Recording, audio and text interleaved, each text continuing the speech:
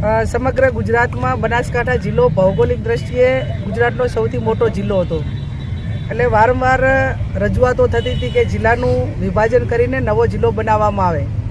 એમાં દિયોદરની માગણી હતી, રાધનપુરની હતી, થરાદની હતી, અલગ અલગ રીતે માગણી હતી. પણ આજે જ્યારે એક બનાસકાંઠાના સાંસદ સભ્ય તરીકે અહીંના વેપારી એસોસિએશન હોય અને નવો જિલ્લો જે ઓગળની માગણી હતી એમની એ ઓગળ જિલ્લા સમિતિ એ સાથે મળીને મને જે એમણે આવેદનપત્ર આપ્યું છે, હું આ આવેદનપત્ર એ સરકાર સુધી પહોંચાડીશ.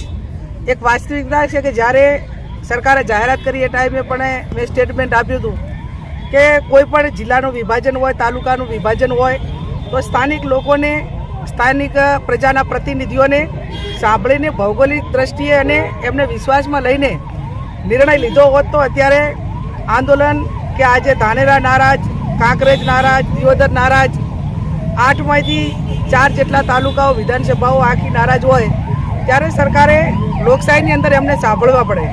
અને સાંભળ્યા વગર પણ ઘણી રીતે એમને જે અહીંના લોકો એમની પાસે કદાચ રજૂઆત કરવા ગયા હોય તો પણ પૂરતા સાંભળ્યા નથી.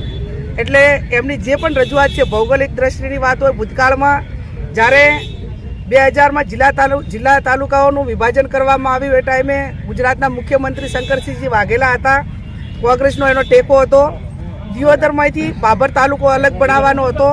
એ ટાઈમે હું તાલુકા પંચાયતની પ્રમુખ હતી અને તાલુકા પંચાયતના પ્રમુખમાંથી મારે બાબર તાલુકો અલગ બનતા એ પદેથી મારે રાજીનામું આપવું પડ્યું હતું, અથવા તો ગેરલાયક સભ્યોની વેચાણના કારણે હું પ્રમુખમાં નથી રહી શકી. છતાં પણ બાબર તાલુકો બનતો હતો એ ટાઈમે મેં તાલુકા પંચાયતના પ્રમુખમાંથી રાજીનામું 2000માં આપ્યું હતું. એટલે એક પ્રજાના પ્રતિનિધિએ પ્રજા માટે કરીને લડવું જોઈએ. એક લોકશાહીનો આપણને જે સત્તા સ્થાને બેહાડ્યા હોય પ્રજાએ બેહાડ્યા છે. એમ પ્રજાના ચૂંટાયેલા જે નાનાથી પંચાયતથી કરીને પાર્લામેન્ટ લોકો જે રજૂઆત કરે એ સરકારમાં નિર્ણય લેતી વખતે લોકોને સાંભળવા જોઈએ. આ સાંભળ્યા નથી.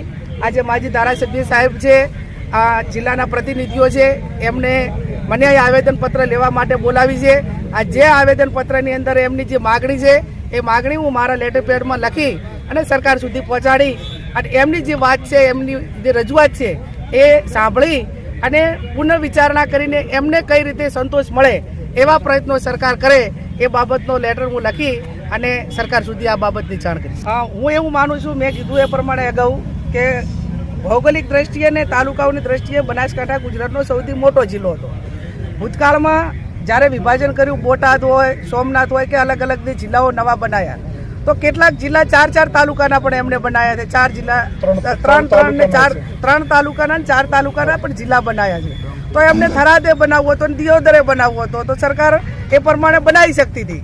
અને વગર જિલ્લો વચ્ચે એની ભૌગોલિક દ્રષ્ટિએ અને કાંકરેજ પણ પાલનપુરમાં જવા માટેની અપેક્ષા ન રાખોત, કદાચ એમને એ પ્રમાણે બધાને વિશ્વાસમાં વગર બનાવ્યો હોત અને જે રીતે બોટાદના નાથી જિલ્લાઓ બનાવ્યા છે એકને બદલે સરકારે 2 જિલ્લા બનાવવાની જરૂર હતી તો થરાદે થોત. પણ એવું નથી કર્યું. માત્ર ને માત્ર એક વ્યક્તિના અહમ અને એક વ્યક્તિના નિર્ણય માટે કરીને આખા જિલ્લાને ખેદન મેદન કરીને જે લોકોની લાગણી હતી એ લોકોની લાગણીને ગ્રાહ્ય રાખી નથી.